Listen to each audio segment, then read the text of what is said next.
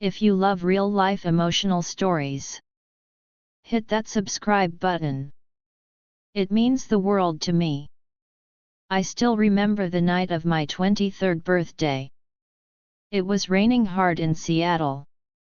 I stood in the corner of that fancy hotel ballroom, wearing the only white button-down I owned, watching the girl I'd loved for 10 years get engaged to someone else.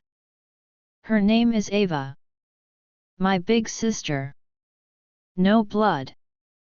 Just 10 years of her raising me after my parents died in the line of duty. She was 18 when she promised a scared 13-year-old me, "I got you, Noah." Always. I believed her. And somewhere along the way, I fell so hard I couldn't see straight. At 18 I told her how I felt. She went quiet, then touched my hair like I was still a kid. "Noah. We're family." That was the day she started keeping distance. Fast forward 5 years. She's dating Alex. Perfect guy. Good job. Perfect smile. I told myself I was okay with it. I even practiced smiling in the mirror so I wouldn't ruin her night. Then the engagement toast happened. Alex pulled me up on stage for a surprise. Next thing I know, red wine is all over his white suit. And he's yelling, "Noah, what the hell?" Before I can even open my mouth, Ava storms over and slaps me so hard my ears ring. "Noah, apologize." Now. I look at her stunned. "Ava. You didn't even ask what happened." She's shaking with anger. "I don't need to. I saw everything." That slap broke something inside me. I smiled. Small and tired. "Okay. I'll go." I walked out into the rain. Didn't see the car. Got hit hard. Ankle shattered. Bleeding in a puddle. Some rich kids laughed. Threw $200 at me like I was trash. I dragged myself to the ER alone. Midnight Ava calls.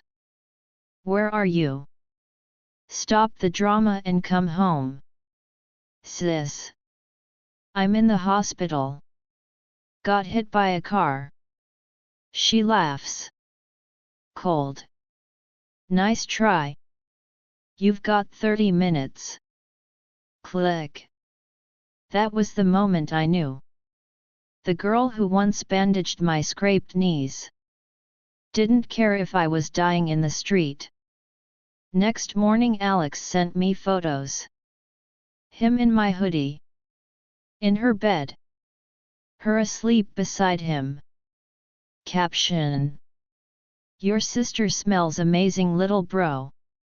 I stopped crying after that. I packed one duffel.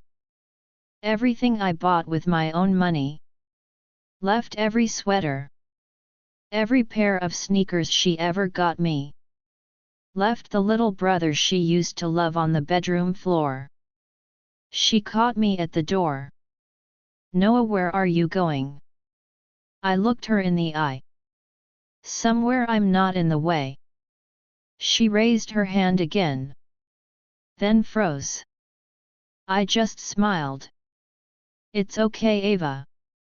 Last time. I promise." I moved to Boston. Joined the toughest research lab at MIT. My advisor asked why I was killing myself with work. I said, "Because someone once told me I wasn't allowed to want more." I'm proving her wrong. 3 years later, I'm the youngest lead researcher on the project. Published in Nature twice. Life's quiet. But it's mine. Last month I flew home for my parents' memorial. Put white lilies on their graves.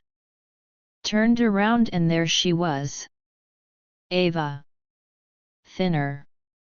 Eyes red. Holding the same flowers. Noah. Her voice cracked. I ended things with Alex. His whole family's ruined.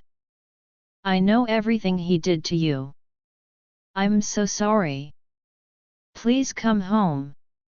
I looked at her for a long time. Then I put the extra bouquet in her hands.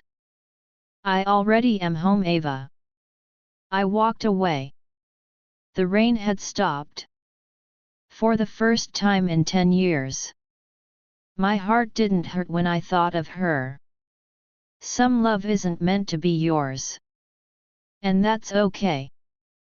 Because I finally learned to love myself enough to let it go.